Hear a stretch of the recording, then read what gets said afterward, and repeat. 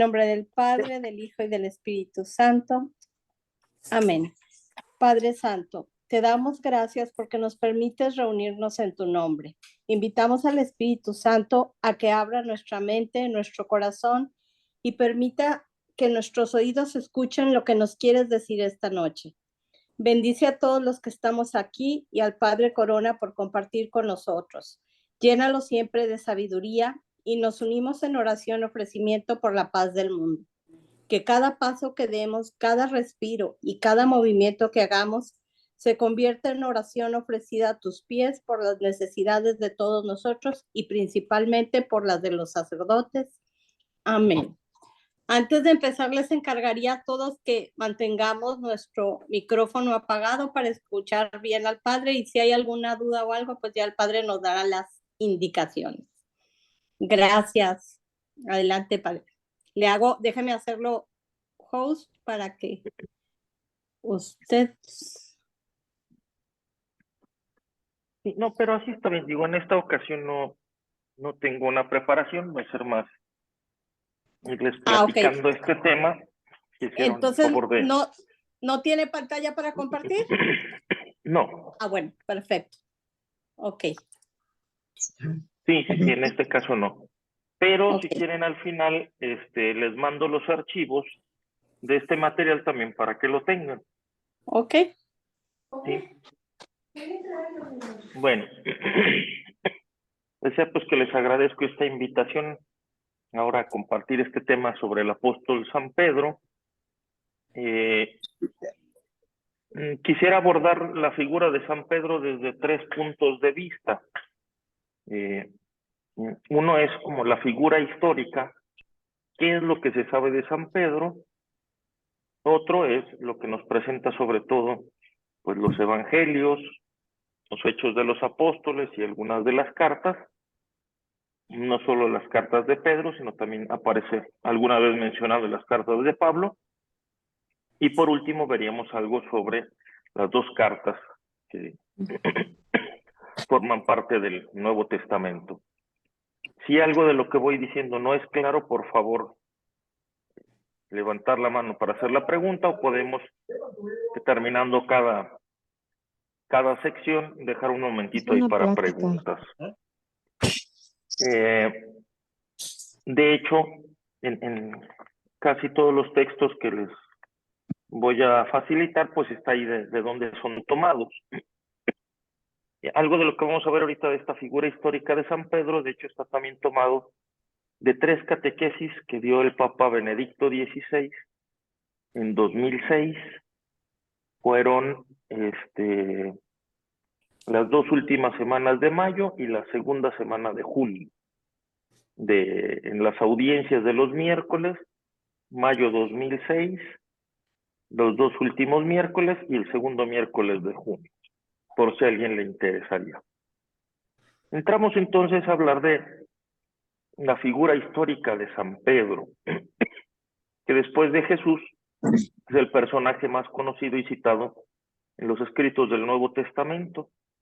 Es mencionado más o menos 154 veces, con el nombre que Jesús le pone de Pedro, piedra, roca, que es la traducción griega del nombre arameo que le había dado Jesús, que es Kefa. ¿Sí?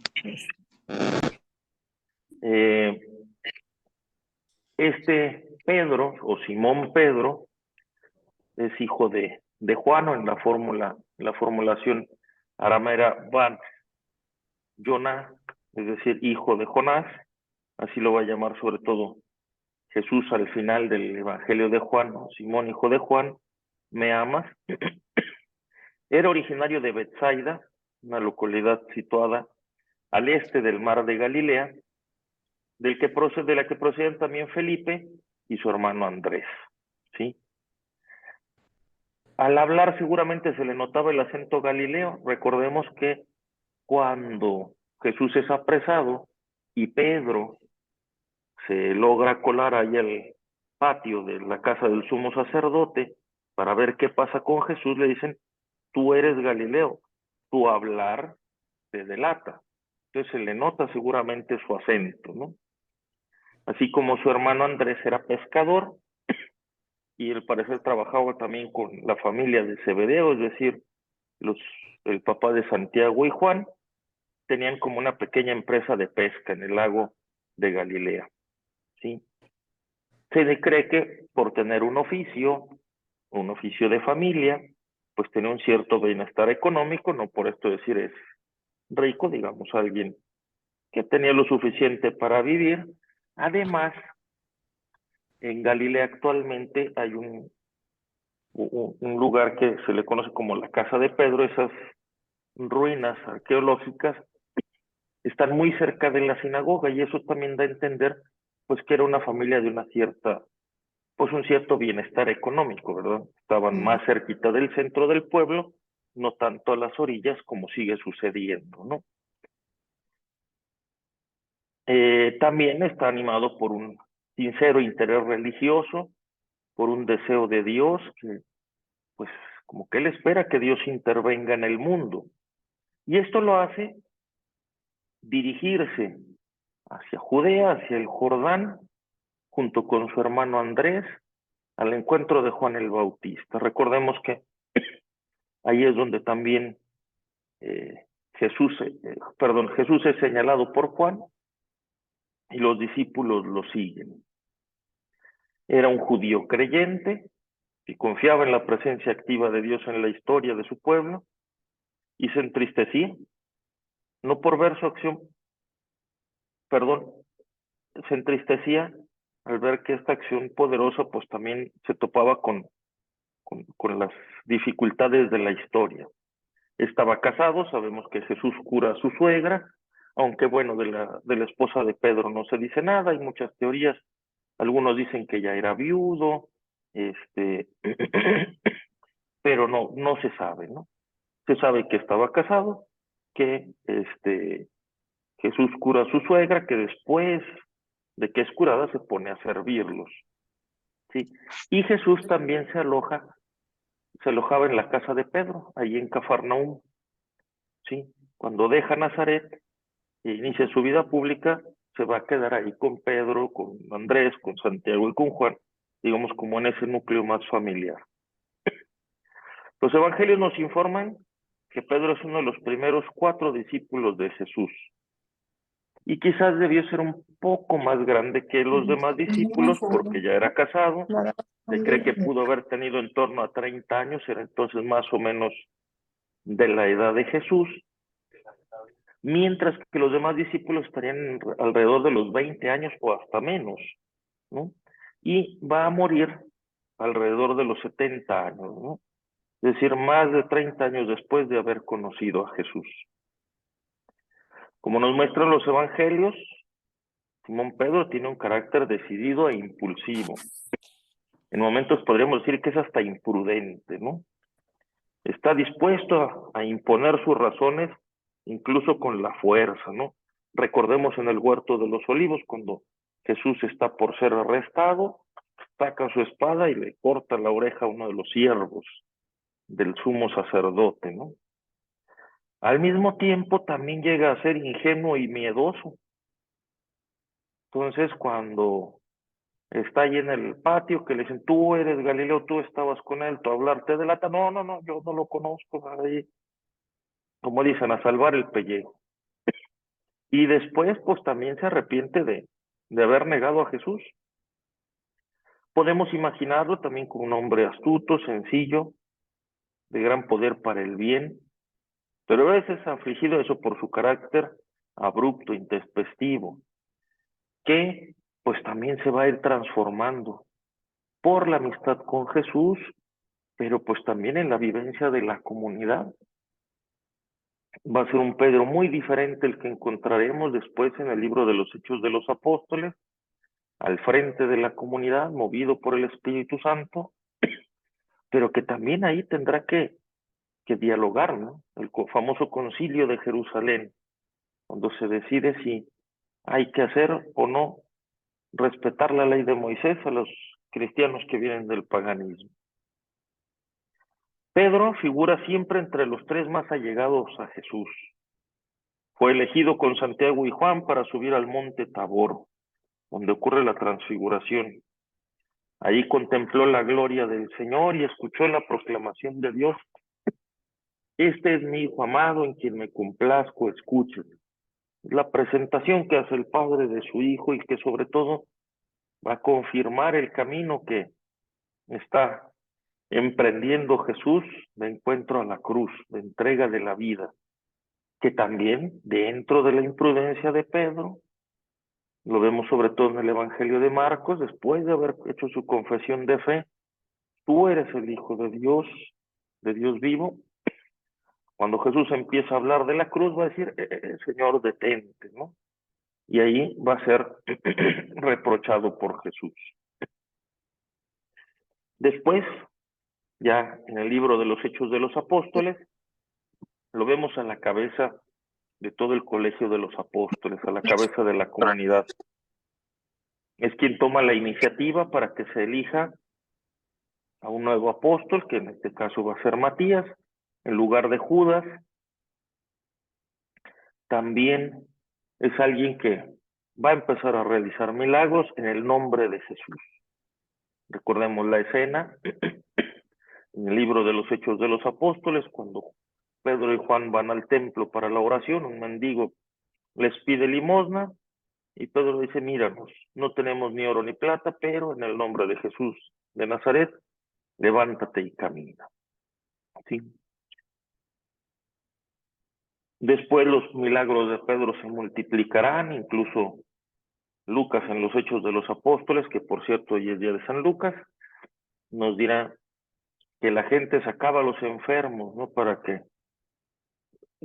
al menos la sombra de Pedro los tocara cuando iba pasando, porque se curaban, ¿no?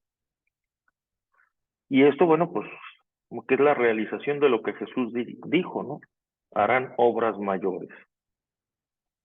Después, con la persecución que se iniciará en Jerusalén a partir de la muerte de Esteban, el diácono, el cristianismo no se va a detener, sino que va a seguir expandiéndose porque todos los que se dispersan lo hacen predicando, ¿sí? Los apóstoles permanecieron firmes en Jerusalén, donde los líderes judíos pues eran los peores perseguidores. Y Pedro decide también predicar en las aldeas de alrededor y empieza luego a irse un poco más lejos. Llega incluso a Samaria, donde predicó y realizó milagros. Ahí se topa con un tocayo suyo, pero Simón el mago, que le va a ofrecer dinero para recibir el don del Espíritu Santo, y San Pedro lo va a rechazar, ¿no? Y lo va a reprender fuertemente, diciéndole, quédate con tu dinero y te vas a ir al infierno con él, ¿verdad? Porque los dones de Dios no se compran. Por su sinceridad, que decíamos a veces rayaba en imprudencia, también Pedro se va a tener sus conflictos, ¿no? Con las autoridades judías. Pero aquí ya, porque ha sido revestido por la fuerza del Espíritu, un par de veces las autoridades judías lo van a arrestar, y cuando es llamado a comparecer, da testimonio de Jesús con valentía, ¿no?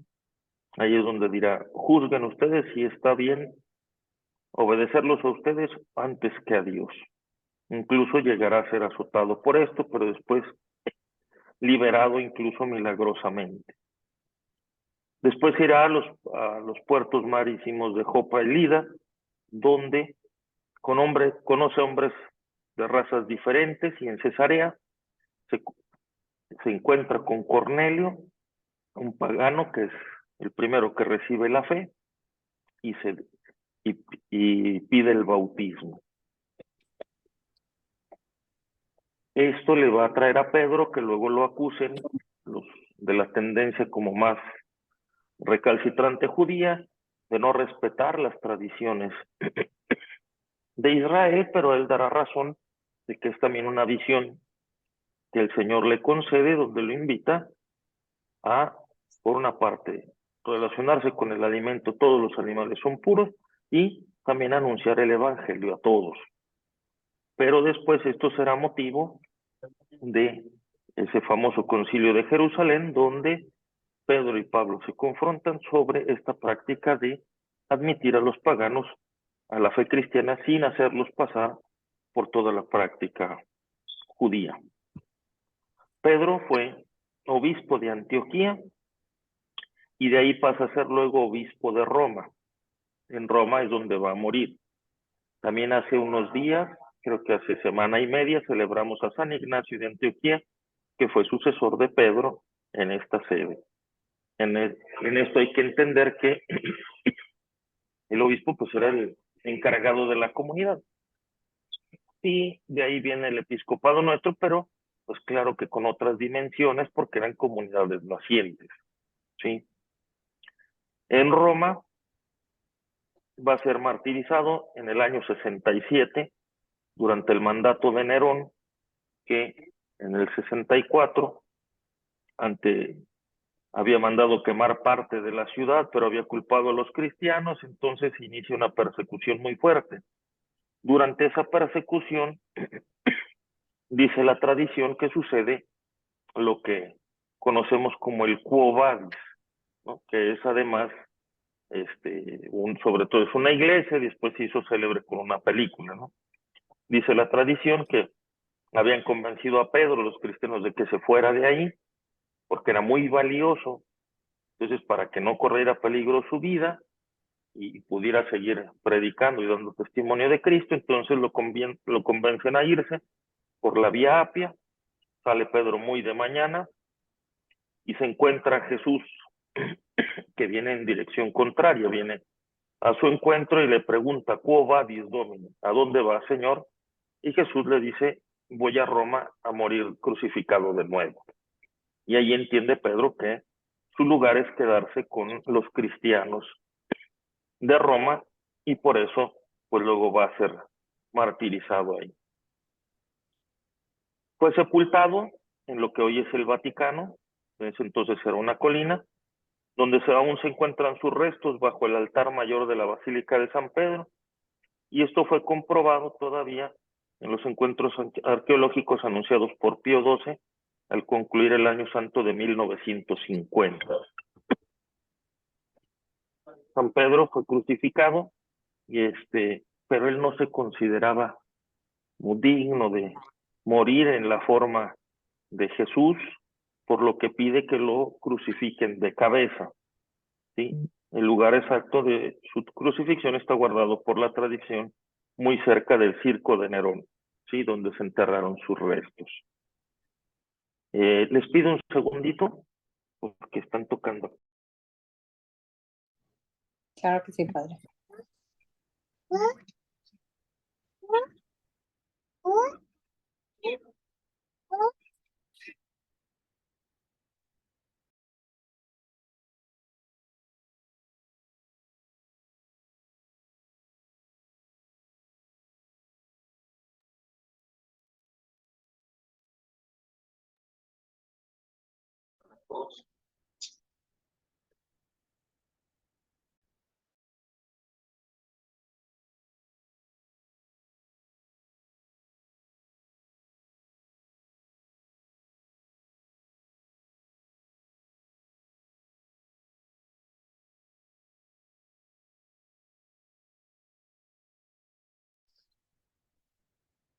Ay, Lupita. Perdón. Conocemos también en parte la predicación de San Pedro, más que por sus cartas, por Marcos, el evangelista.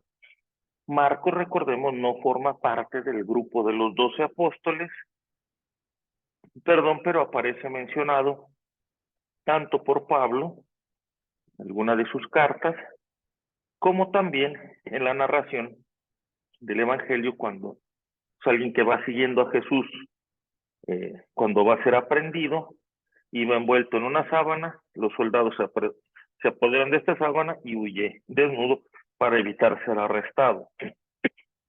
Y se ubica, o la tradición ubica, que Marcos era como el escribano de Pedro, porque pues Pedro, decíamos, es un hombre, sí, de un cierto bienestar económico, pero no de una grande preparación. Era pescador, entonces quien va registrando toda su predicación va a ser Marcos.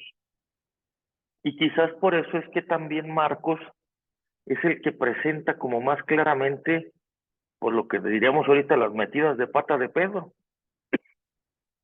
¿Por qué? Porque es como un signo de madurez y de libertad que el mismo Pedro alcanzó, ¿no? Para mostrarse así como era y ser mostrado así. Si no hubiera este grado como de madurez o de conciencia, decir, sí es cierto, y no siempre entendía a Jesús y no siempre pude responderle, quizás le hubiera pedido, pues así como que ahí a Marcos que le diera una retocadita al Evangelio, ¿no? Que lo hiciera quedar mejor, pero pues no es así. Entonces, por algunos testimonios, donde se le pone a Marcos como intérprete de Pedro, y también porque este Evangelio está dedicado a la comunidad de Roma, y por este detalle de cómo queda evidenciada la figura de Pedro, se considera como muy probable que haya sido pues un colaborador estrecho del apóstol, ¿sí? Hasta aquí, algo que no quede claro.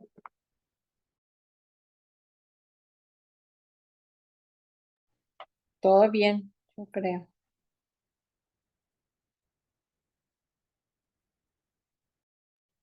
Muy bien, entonces vamos ahora a ver un poquito más ya la figura de Pedro como nos lo presentan sobre todo los evangelios, ¿sí?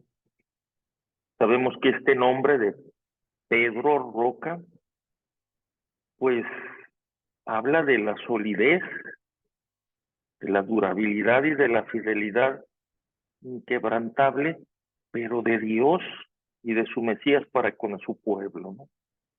De la que va a ser testigo Pedro, ¿no?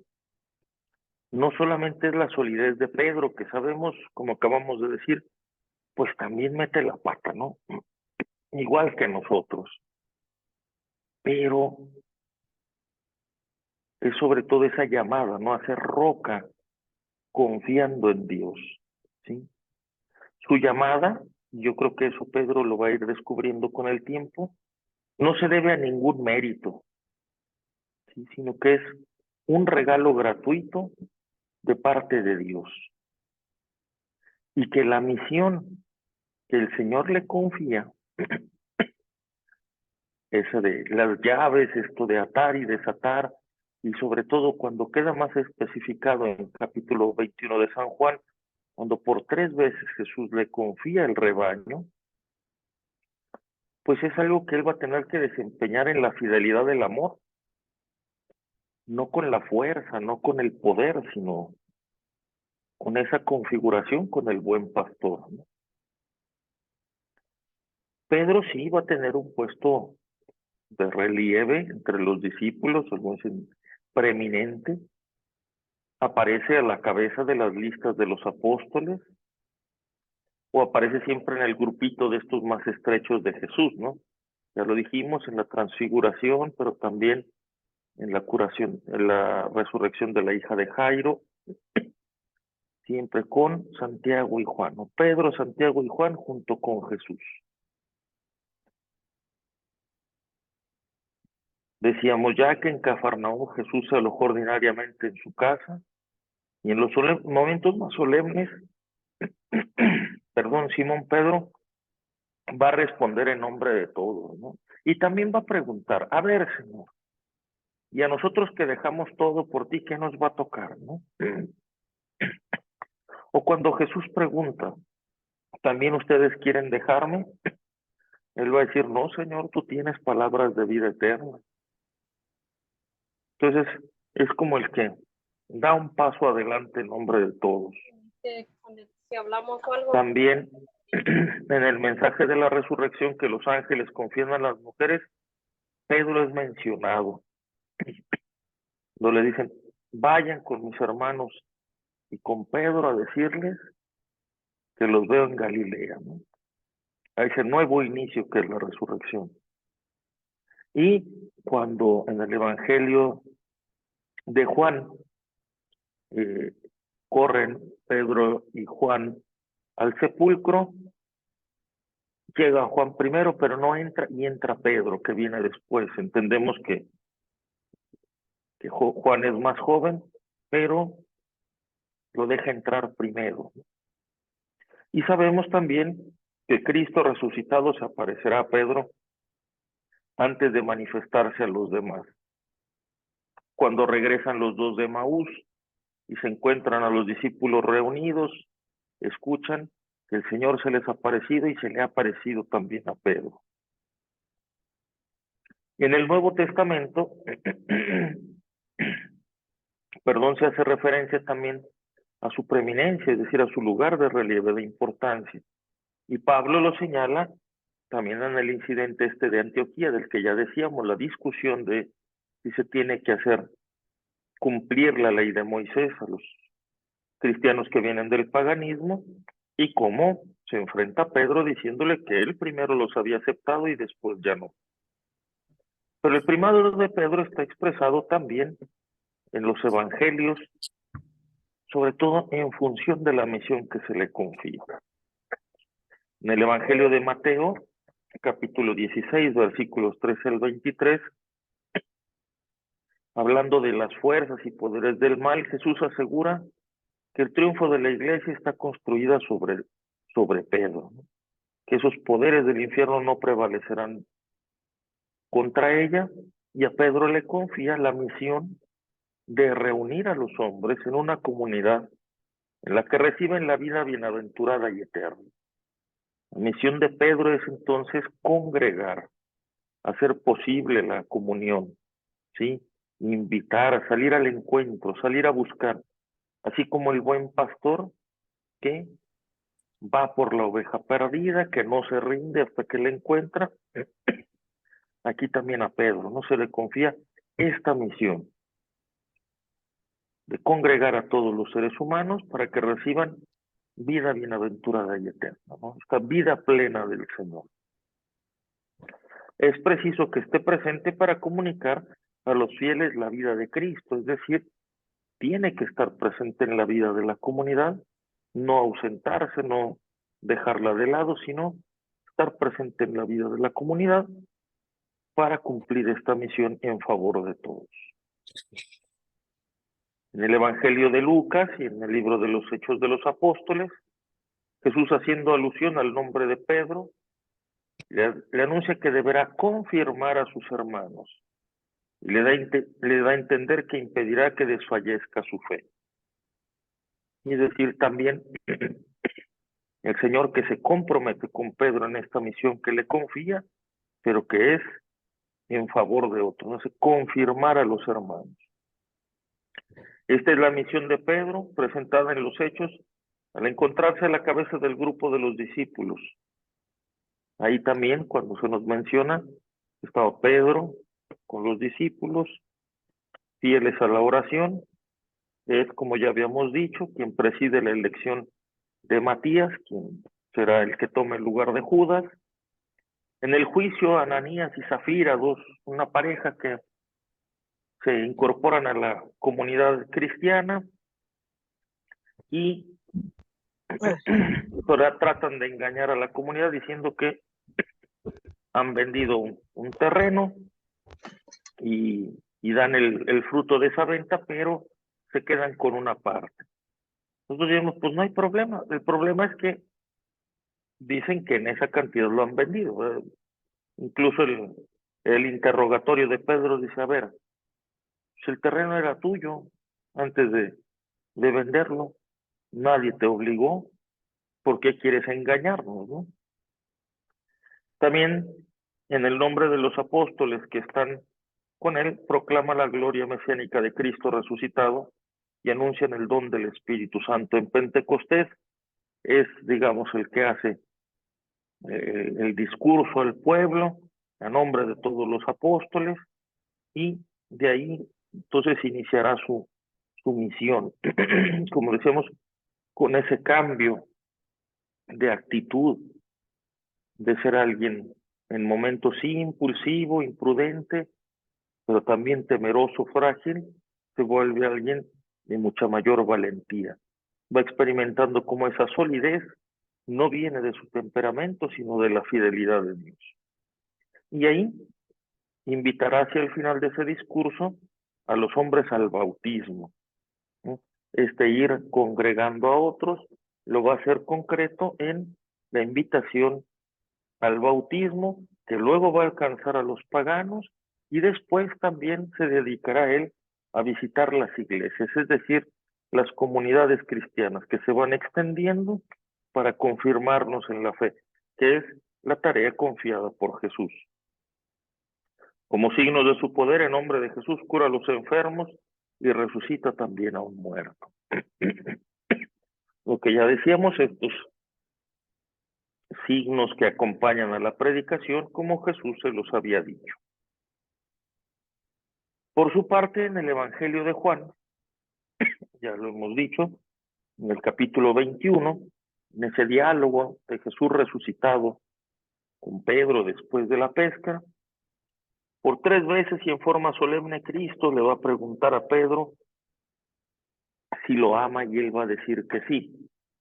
Aunque ese diálogo es muy bonito y tiene algunos detalles, porque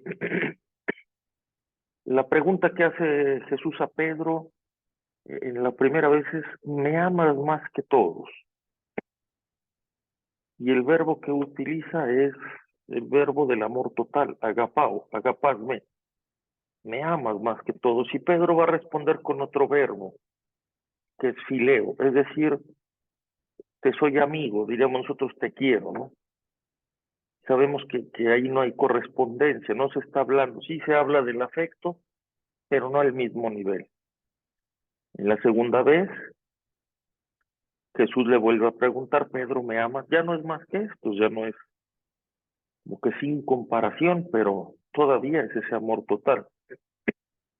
Y nuevamente Pedro responderá con fileo, es decir, te quiero. Y por tercera vez, el Señor le preguntará: ¿me quieres? Ahora sí, con el verbo que usa Pedro. Y Pedro responderá que sí, tú lo sabes todo, tú sabes que te quiero. Entonces es, por una parte, el ponerse al nivel de Pedro de parte de Jesús, pero por otra es esa confianza del Señor en poner en manos de este hombre el cuidado de su rebaño, ¿no? El cuidado de la iglesia, y que deberá realizar, pues, a la luz o bajo el ejemplo de la parábola del buen pastor, que el mismo Juan nos presenta en el capítulo 10, ¿no? El buen pastor que conoce a sus ovejas, que las llama por nombre, que es conocido también por las ovejas, el pastor que las salva incluso al precio de su propia vida, el pastor que quiere reunir a todas las ovejas en un solo rebaño, que quiere conducirlas para que tengan vida en abundancia. Entonces, esa es la figura o la pista que deberá luego seguir Pedro, ¿no? Para realizar la misión que Jesús le encomienda. Y con él, pues todos nosotros que tenemos también alguna responsabilidad, no solo en la iglesia, ¿no? Pensemos también en la familia, en la sociedad. Y que por último también este mismo camino llevará a Pedro a configurarse con Jesús, ¿no? Cuando Jesús al final de este diálogo también le dirá: cuando eras joven, tú te vestías, tú disponías, tú ibas y venías, ¿verdad? Cuando seas viejo, otro te llevará. E incluso el evangelista dice, esto se lo dijo para indicarle con qué tipo de muerte debía dar gloria a Dios. Es decir, cómo también ahí se configurará con el maestro. Como Cristo, roca, piedra viva, que la primera carta de Pedro nos lo va a presentar, pastor que tiene el poder de admitir en la iglesia, es decir, de salvar de la muerte a los fieles y de comunicarles la vida divina. Pedro, inaugurando una función esencial en la iglesia, es verdaderamente el vicario de Cristo. Y en esto consiste su misión y su grandeza. No en ocupar el lugar central, sino en referir todo al Señor y en ocuparse y preocuparse por alcanzar a todos, por comunicarles la vida divina. A modo de síntesis de esta segunda parte, podemos recordar algunos de los momentos que Pedro vive junto con Jesús. Pedro pues ve a Jesús caminar sobre las aguas e incluso le va a pedir caminar también él y lo va a hacer. Pero ahí precisamente aparece también la fragilidad de Pedro, ¿no? El Evangelio nos dice que como que pierde la atención de Jesús, se distrae con la fuerza del viento, del mar, y es cuando se empieza a hundir, ¿no? A Pedro le toca presenciar la transfiguración, como ya dijimos, le toca estar presente cuando Jesús es aprendido, es arrestado, es el que niega a Jesús por miedo a los judíos, es testigo de la resurrección de Jesús, y Jesús después de resucitar, pues es al que le pregunta por su amor, que además esto es muy bonito, ¿no? Jesús no pregunta cuántas parábolas se aprendió, cuántos discursos memorizó, sino simplemente qué es lo que hay en el corazón de Pedro hacia Jesús, ¿sí? Estuvo presente también en la ascensión cuando Jesús sube al cielo y le toca permanecer fiel junto con los demás discípulos en la espera del Espíritu Santo. Pedro recibe el Espíritu Santo el día de Pentecostés y con su fuerza y el valor que le entregó, comenzó a predicar el mensaje de Jesús. Deja atrás las dudas, la cobardía, los miedos y toma también la dirección o el mando de la iglesia, bautizando en esos días a varios miles de personas. Realiza muchos milagros en nombre de Jesús. Y el libro de los Hechos de los Apóstoles, nos narra algunas de sus hazañas, aventuras, encuentros. Nos narra también los Hechos de los Apóstoles, cómo fue hecho prisionero junto con Juan y cómo delante del Sanedrín va a defender a Cristo, ¿sí? E incluso cuando es maltratado, azotado, permanece firme, ¿sí? No se echa para atrás. Convierte a muchos judíos y quizás al inicio pensaba que su tarea estaba solamente centrada en el pueblo de Israel, pero el Señor lo va a llamar también a que predique a los gentiles, es decir, a los paganos. La tarea que Jesús le confió desde el inicio, a la que lo invitó, junto con su hermano, junto con los hijos de Zebedeo, esa tarea de ser pescadores de hombres, pues va a ser salvar la vida de las personas, ¿no? Si bien el pescado cuando lo sacamos del agua muere, aquí el rescatar a las personas quiere decir salvarlas, ¿no? Liberarlos de aquello que los aprisiona, de aquello que nos hace hundirnos. Y en aquella escena donde Jesús le pide que se elige un poco de tierra para que pueda hablar a la multitud, y una vez que termina su enseñanza, Jesús también le dice, a ver, tira las redes a la derecha, y Pedro responde, mira, Señor, hemos trabajado toda la noche y no hemos pescado nada, pero en tu nombre echaré las redes. Pues se vuelve un acto de fe, si queremos, pequeñito, pero se vuelve la puerta abierta, porque, a ver, recordemos que Jesús era carpintero, el pescador era Pedro, y se deja enseñar su oficio, ¿no? Se deja como cambiar incluso las costumbres, los hábitos, para aprender otro modo, ¿no? Como para ir reaprendiendo la propia vida, y al toparse con una pesca milagrosa ahí, Pedro va a hacer un acto de fe en la divinidad de Jesús, diciéndole, apártate de mí que soy pecador. Pero lo más hermoso no va a ser esta conciencia de su ser pecador, que pues esa la compartimos todos, sino la respuesta de Jesús que le dice, no temas, serás pescador de hombres, ¿no? Y casi porque le está diciendo Jesús, precisamente porque eres pecador, acércate, no te alejes, ¿no? Y es creo yo también lo que el Señor nos dice, precisamente porque necesitamos, precisamente porque fallamos, hay un lugar para nosotros en su abrazo.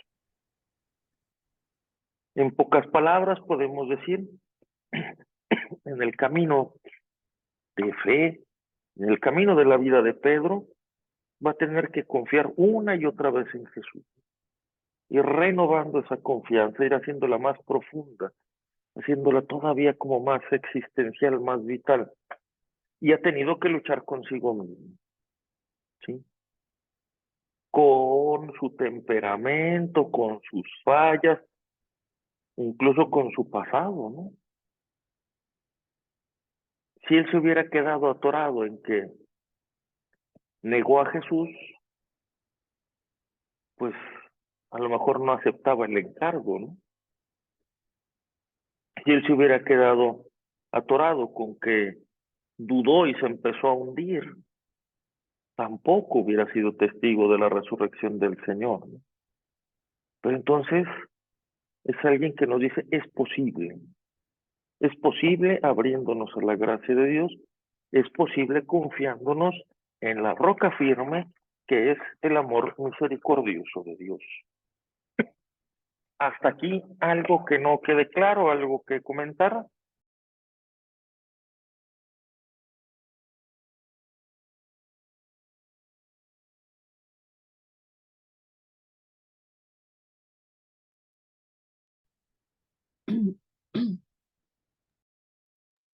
Bueno, Todo muy bien, ¿verdad? continuamos.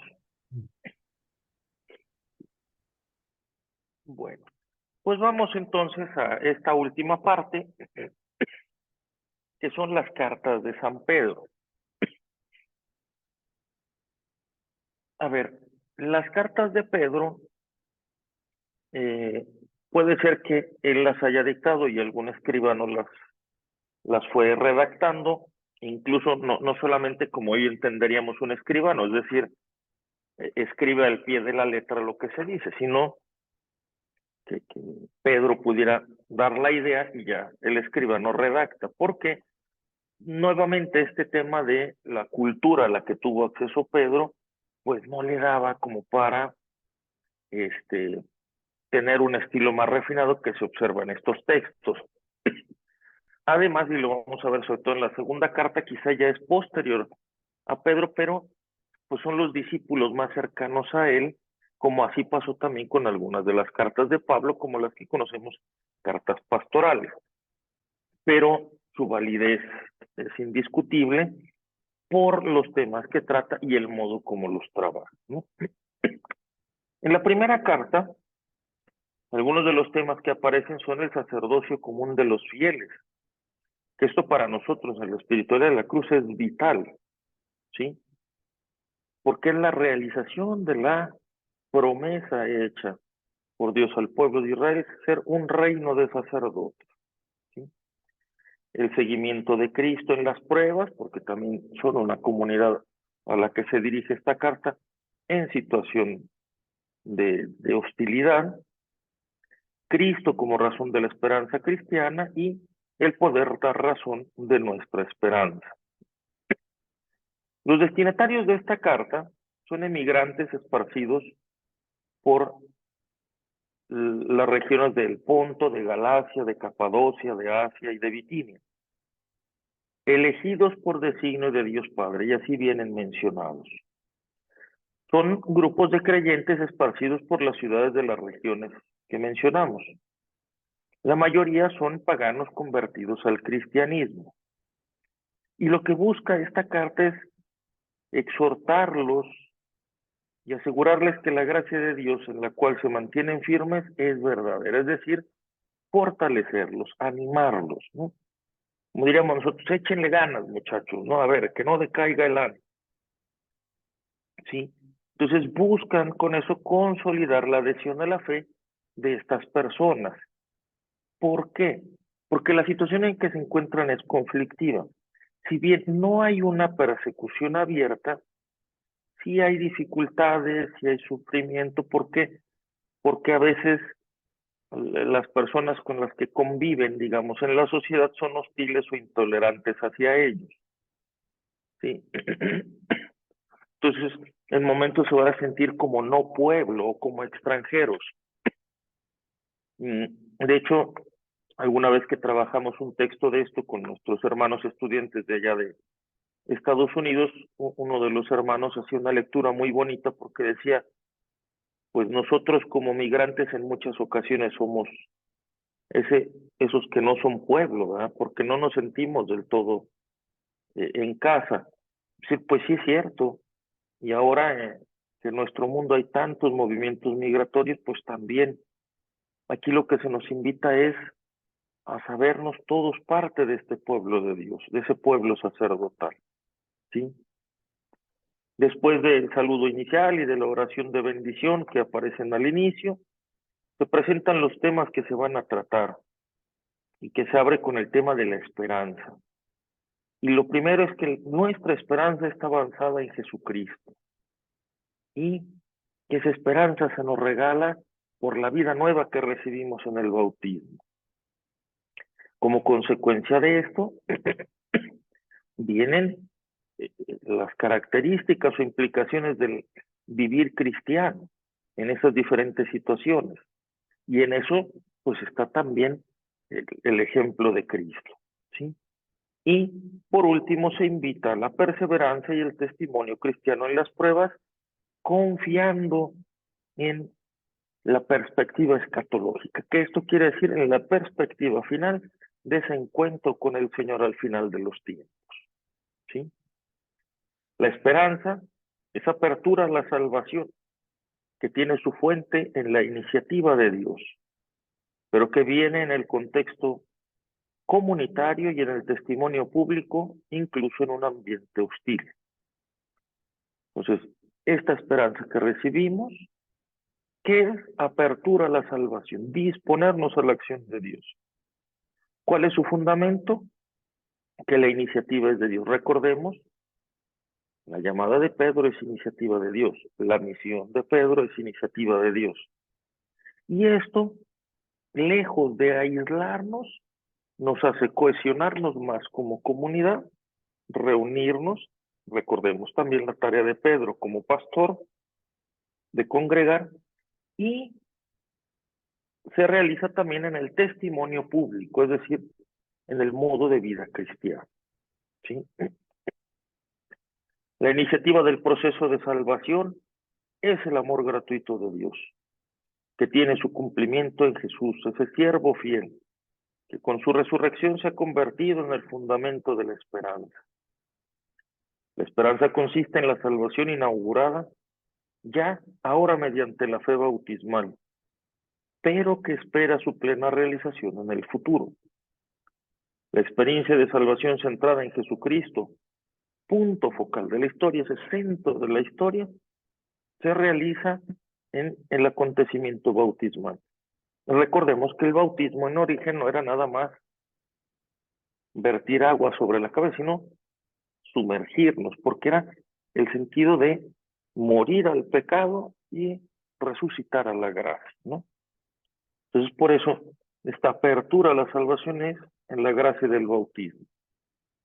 También desde la imagen de Cristo como siervo fiel, se invita a los destinatarios a la confianza y a la perseverancia en medio de las pruebas.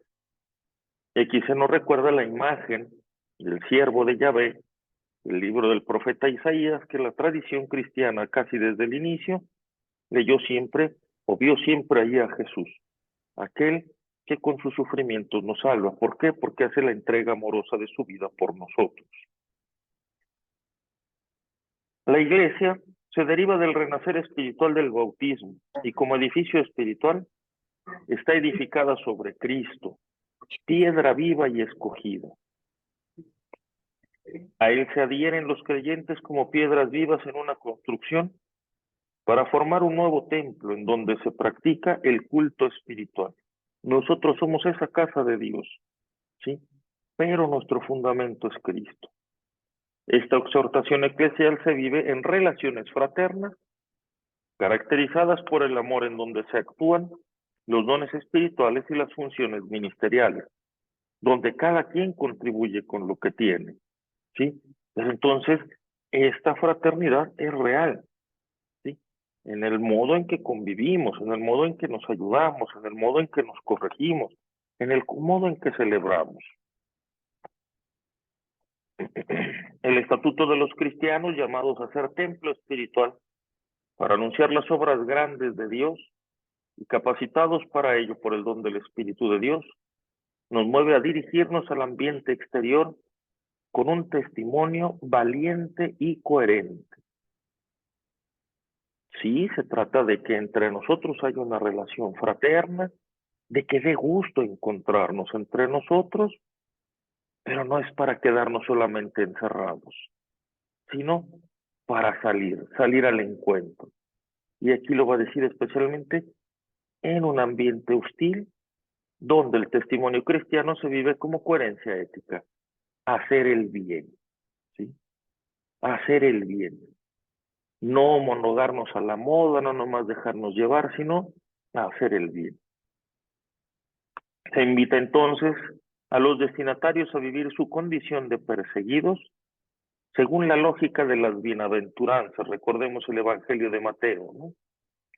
Dichosos los pobres de espíritu, dichosos los que lloran, dichosos los perseguidos por causa de la justicia, ¿sí? Y a no encerrarse en sí mismos, sino proponer abiertamente la opción de fe. Porque el grande riesgo siempre va a ser ese, ¿no? Ante situaciones difíciles o simplemente ante un bonito ambiente que podamos tener, que eso no se vuelva el pretexto para encerrarnos, para no abrirnos al mundo. Recordemos cómo estos hombres y mujeres, cuando son perseguidos, sí, escapan, pero lo hacen anunciando el Evangelio, pero lo hacen haciendo el bien. No lo hacen a boca cerrada y perdiéndose en la multitud, ¿sí? Un segundito para continuar.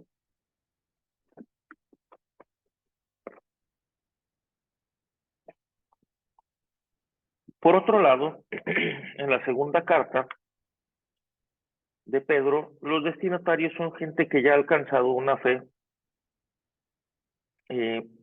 pues no menos importante que la de Pedro y sus contemporáneos mediante la justicia de nuestro Dios y Salvador Jesucristo. Pero son ya gente de una segunda o tercera generación de cristianos. Por eso él va a decir, es igual de valioso. Su fe no es menos, sí, aunque ya no hayan sido testigos oculares de Cristo. La finalidad de esta carta, en cambio, aquí va a ser ponerlos en guardia frente a un riesgo o amenaza que se empieza a colar en la comunidad, que son los disidentes, ¿sí? Gente que empieza a negar la escatología, es decir, ese encuentro final con el Señor. Entonces dicen, el mundo no se va a acabar, el mundo como originalmente los primeros cristianos pensaban que el retorno de Jesús al final de los tiempos no iba a tardar mucho, y eso lo vamos a ver incluso en los escritos de Pablo, pues al inicio sí, como que el fervor de la fe es mucho y hay una cierta efervescencia, pero cuando empiezan las dificultades y empieza a tardarse esa segunda venida de Jesús, entonces algunos empiezan como a relajarse, ¿no? Y no en el buen sentido de no vivir estresados, sino como a ser más laxos, a dejar pasar, a no esforzarse, a una vivencia como más, pues sí, más diluida de la fe y sobre todo de los criterios cristianos, ¿no? Entonces, este grupo, así como disidentes, dicen, aquí no va a haber, no se va a acabar el mundo, todo es un mismo ciclo, no hay nada que esperar en el futuro, por lo tanto, pues no hay que esforzarnos en una vivencia coherente, en una vivencia ética responsable, ¿no? Y entonces, pues cada quien que interprete las escrituras como vaya queriendo, como vaya pudiendo, y que viva como quiera. Sí, podríamos decir en pocas palabras que ese es como el riesgo que se va metiendo, y el que San Pedro en esta segunda carta quiere poner a la luz para que sus destinatarios estén atentos, ¿sí?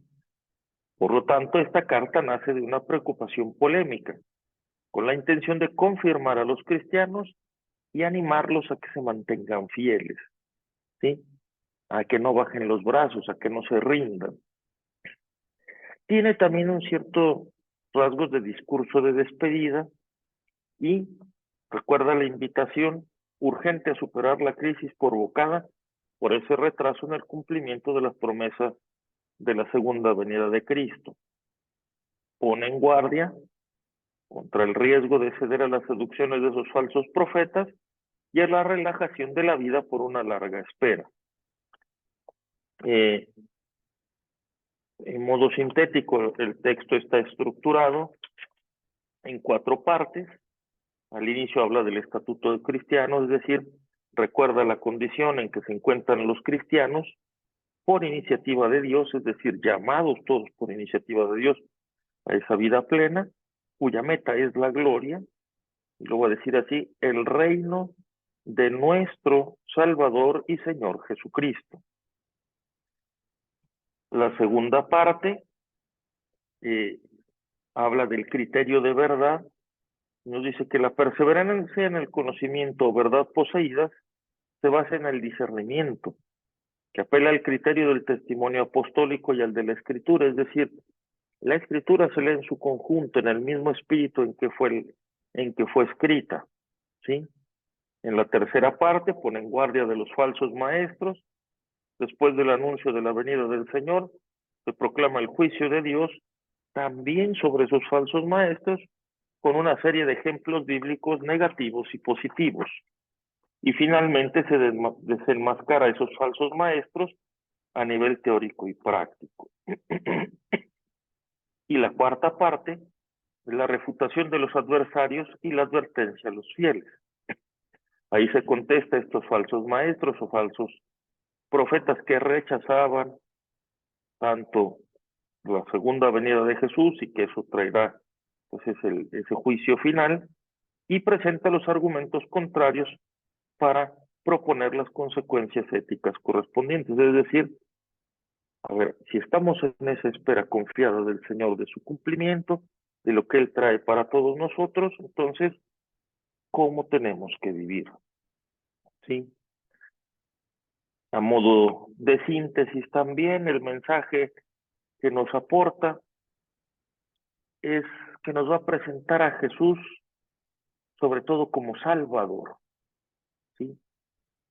En el Nuevo Testamento aparece varias veces como Señor, pero aquí va a ser un énfasis especial en Jesús como Salvador, ¿sí? Nos va a hablar también de la tradición de la Iglesia y de la Escritura, donde el criterio para interpretar la Sagrada Escritura es el de la coherencia con la tradición y la fe común, es decir, en lo que nos pone en común con todos los demás cristianos, atestiguado y vivido en la comunidad creyente. Y tercero, que el fundamento de nuestra esperanza sigue siendo la palabra profética y la gloria de Jesús, el Señor que ha recibido de Dios el testimonio explícito transmitido por los apóstoles, en especial por el propio Pedro. Podemos decir que este escrito propone a los cristianos de todos los tiempos las razones de una fe madura, sin huidas escatológicas ni reducciones mundanas, ¿sí?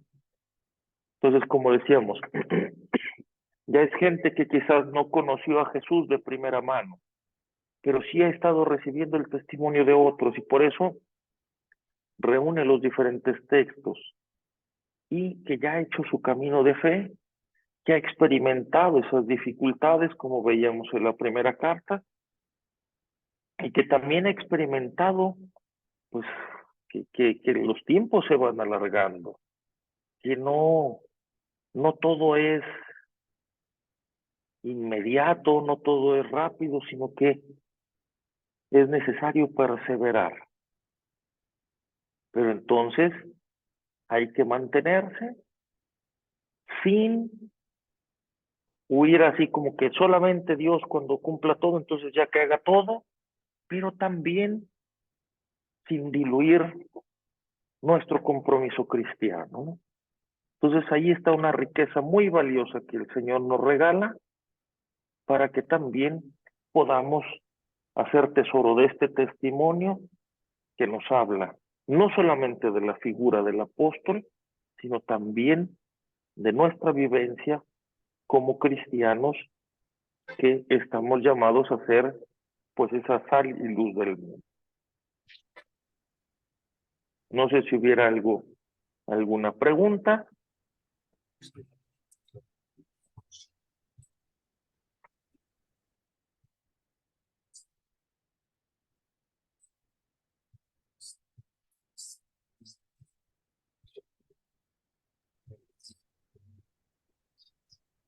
Yo sí, padre. ¿Me podría decir el texto donde está cuando Pedro hace el milagro de resucitar a los muertos y a curar a los enfermos?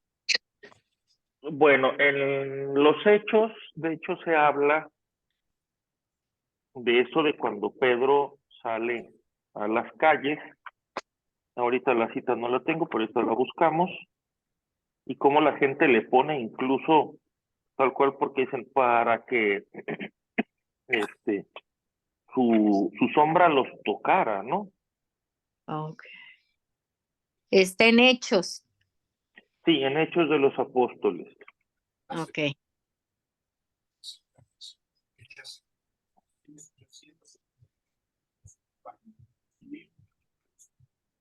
Gracias, padre. Sí, con gusto.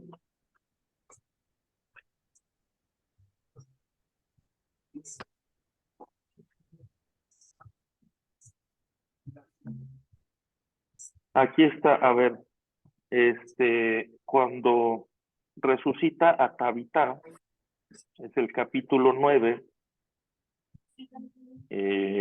a partir del versículo 32 hasta el versículo 43. Es primero la curación de Eneas y después la resurrección de Tabitá, Okay. que era una mujer que era muy caritativa, se enferma y muere, le llaman a Pedro, esto es en Jaffa, lo llaman y le dicen cómo era caritativa esta mujer, y Pedro la resucita. Gracias, padre. Sí, la estoy buscando aquí. Sí, Sí. Tabita, él le dice, Tabita, sí. levántate. Ujú. Muchas gracias, padre. No hay de qué.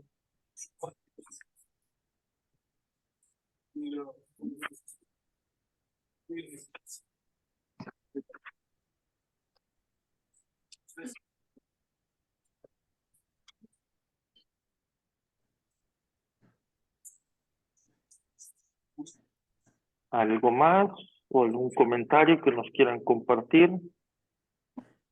Yo creo que a todos nos queda el ver a Pedro con esa esperanza, ¿no?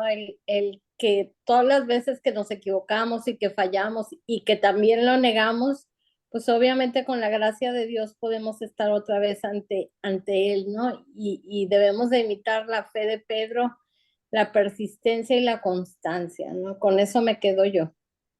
Gracias.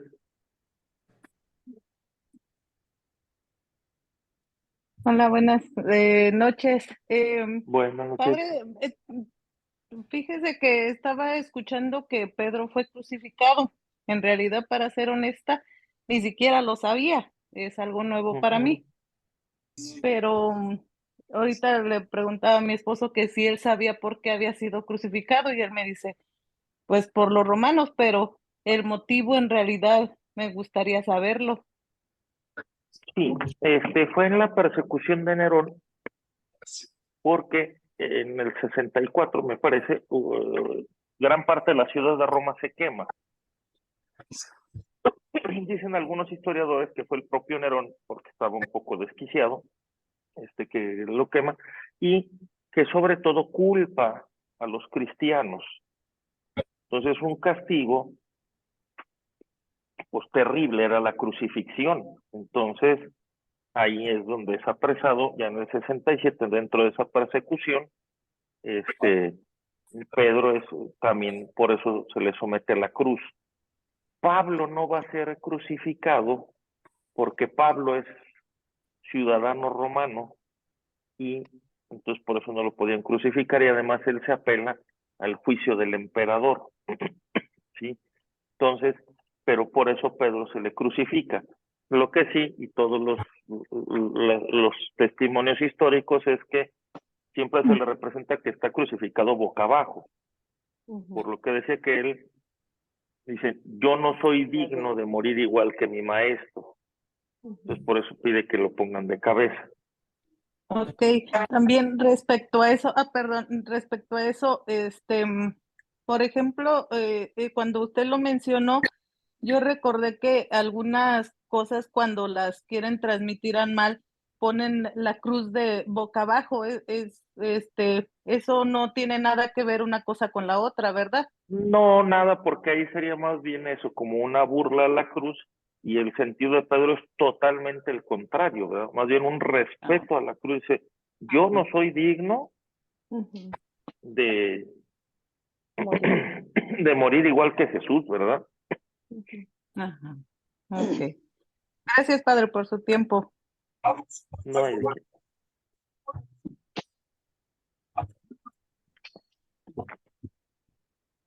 Buenas noches, padre. Buenas noches. Una pregunta. Yo he escuchado varias veces el relato de que Pedro sale de Roma y ve a Jesús entrando y le dice que a dónde va. Y le dice, es que voy a ser crucificado porque, bueno, el que dijo. Pero ese no viene en la Biblia. No, esa es una tradición. Sí, Ok. ese no está en la Biblia. Igual en la Biblia no se nos narra ya la muerte de Pedro, Ujú. ni esto de la crucifixión, invertida. Eso es más bien por testimonios históricos.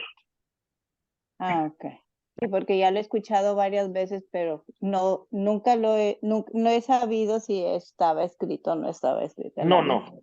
No, Ok. en el libro de los Hechos de los Apóstoles, de hecho, al inicio el personaje sí iba a ser Pedro, ya junto con la comunidad, pero luego una vez que aparece en escena San Pablo, va a empezar, digamos, a ganar terreno, y después el libro de los Hechos se va a concentrar en la figura de Pablo, que incluso ni siquiera de San Pablo se nos narra ahí la muerte. Ujú. Eso también por otros testimonios históricos es que se sabe cómo fue, pero ni siquiera ahí tampoco se nos habla de eso. Ok. Muchas gracias, padre. No hay de qué.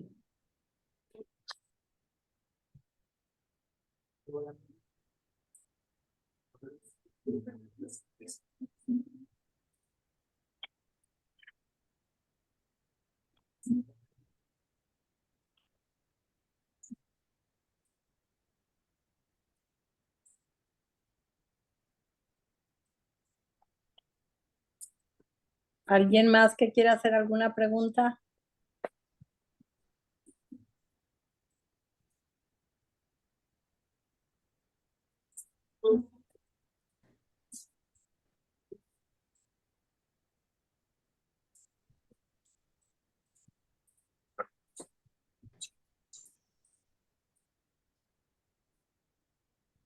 A quien preguntaba hace rato de los milagros también de San Pedro, aquí está la otra cita, capítulo 5 de los Hechos, a partir del versículo 12. Los apóstoles realizaban muchos signos y prodigios en medio del pueblo. Todos los creyentes se reunían en el pórtico de Salomón, pero los demás no se atrevían a juntarse con ellos. El pueblo, sin embargo, los tenía en gran estima, de modo que una multitud de hombres y de mujeres se incorporó al número de los que creían en Jesús. Incluso sacaban los enfermos a las plazas y los ponían en camillas y angarillas para que al pasar Pedro, al menos su sombra tocara a alguno de ellos. Ahí está. Un gran número de personas procedentes acudían a Jerusalén llevando enfermos y poseídos por espíritus inmundos, y todos quedaban sanos. Sí, muchas gracias. Sí, ahorita Sí. en el capítulo, en el 5 está. 5, exacto, sí, del 16 del 12 al 16. Del 12 al 16, exactamente. Muy Muchas bien. gracias. No, gracias, Padre. Bueno, pues muchas gracias. ¿Nos da su bendición, Padre, antes de que se Claro retire? que sí, Gracias. claro que sí, le damos gracias a nuestro Padre Dios que nos permite también reunirnos por este medio, seguir pues acogiendo lo que Él nos regala a través del testimonio de los apóstoles, de los discípulos, a través de la fraternidad, que es también un don suyo y una tarea. Le pedimos a Él que nos siga bendiciendo y acompañando en todo. Que el Señor esté con ustedes. Y con su espíritu. Que el Espíritu Santo, que es fuente de toda pureza, se las comunique por medio de la cruz, que guarde su cuerpo, su alma, su familia, sus comunidades siempre puros y sin mancha, y la bendición de Dios Todopoderoso, que es Padre, Hijo y Espíritu Santo, nos acompañe siempre.